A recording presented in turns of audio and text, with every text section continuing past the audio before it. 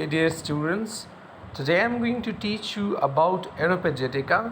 Before going in detail about Areopagitica, first of all, we should know what Areopagitica is and what is it written about and who has written and when has this been written. Okay, so let's read it. Areopagitica is a book written by English poet John Milton in 1644. He wrote it to protest against censorship. Okay, censorship of books, which was it was given over there in 1643. So it was the Areopagitica was a kind of protest against censorship. Its full title is Areopagitica, a speech of Mr. John Milton for the liberty of unlicensed printing to the Parliament of England. Today, his book is called a tract.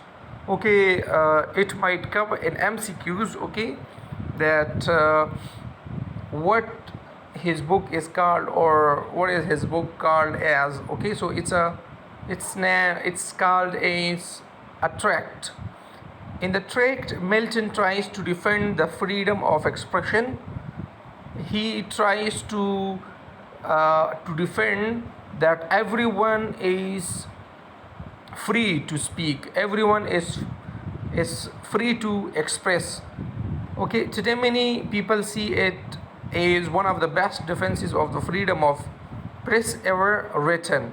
The tract is written after a speech by Socrates, a Greek orator of the 15th century.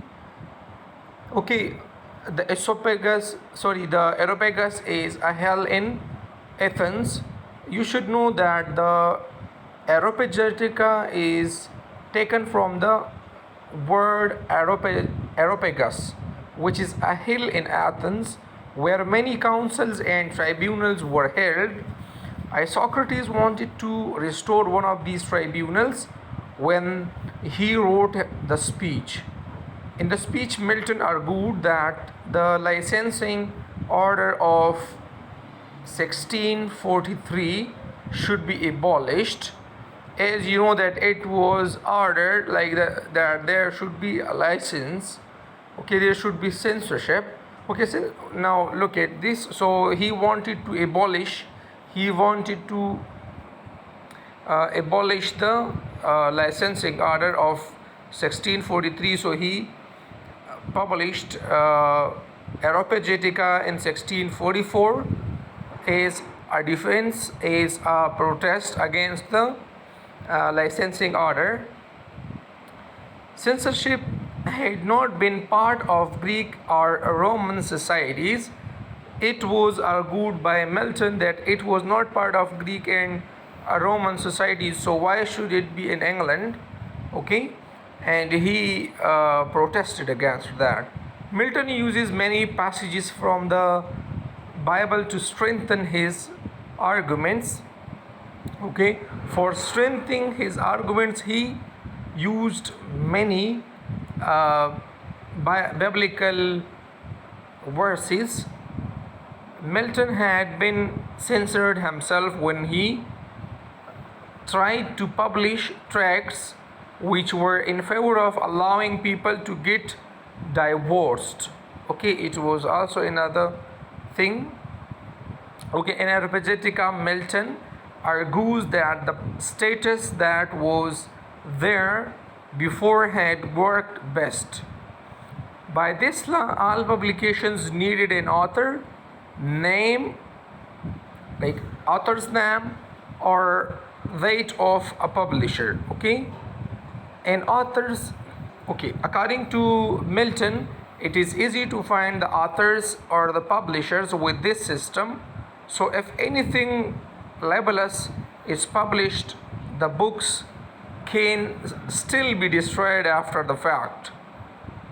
This controversial pamphlet entitled Areopagitica actually argues against the censorship of books before their publication and is often held up as the first impassioned impassioned plea for free speech. Okay, it was the first request, it was the first application for a kind application to the government of England at that time to to free or to give a free hand to the speech of every individual. Every individual should speak freely. Okay, Milton celebrates the vitality of books and condemns their destruction, saying one might is good almost kill a man is kill a good book. Okay, you should know that Milton celebrates the vitality of books and he defends the vitality of books, and he says that books are as important as a man. Like if you kill a man, so it is just as if you destroyed a book or if you killed a book, like to vanish it or to abolish it or to tore it, it is just like as if you killed a man. Okay, he used the simile, he compared killing a man with killing a book. Okay, so he considers this that much. Okay, and he condemns the destruction of books. Okay, ironically, two of Milton's books were later suppressed and burned in the reign of Charles II. It is really a very ironical statement. It is really a kind of ironically saying that after the even he said himself not to suppress, not to burn the books, not to destruct the books. Still, his own books, his own two books, were suppressed and they were burnt in the reign in the government of Charles II. Okay, Milton says that we should be trusted to read different ideas in print and use reason to choose between them, rather than having temptation removed through censorship. Okay, what wisdom can there be to choose without the knowledge of evil? It's a really very great statement. It's a really very best quotation taken from page 2 from there from I just forgot. Okay, Paradise Lost. It's from there that how can one be like that much able to know about something before knowing evil? Like if you want to know good, you should know bad, what is bad, so then you will be able to know good. Milton actually wants to tell us that, and to tell the government of England at that time that you cannot make the things clear until you give a proper comparison of good and bad. Okay, like you should know good, you should know bad, you should have the knowledge of evil, then you will be able to know good. Okay, so the knowledge of good depends on the evil, on the knowledge of evil. If you know good, so then you will be able to know the evil. Like if there is a day, so there is night. If you want to know the day, so you should know the night. If you want to know the black color, you should know the white color. If you want to, like, these are opposites. Okay, so one is known by the other one. It's a kind of it's really kind of opposite comparison. Okay, he draws on the biblical story of the Garden of Eden. Okay, where Adam and Eve sin by tasting the forbidden fruit. Although some people might blame God for allowing Adam to transgress, Milton praises him for giving humans freedom to choose, for a reason is but choosing. Hey, look at this one. Like some of the authors, some of the people say that God should, why God allow Adam, why God allowed Adam to eat that plant? Not allow, but God allowed Adam to choose. Okay, and He also forbid him that you should not eat from that apple, not apple tree, from that tree. Actually, you should not taste that tree.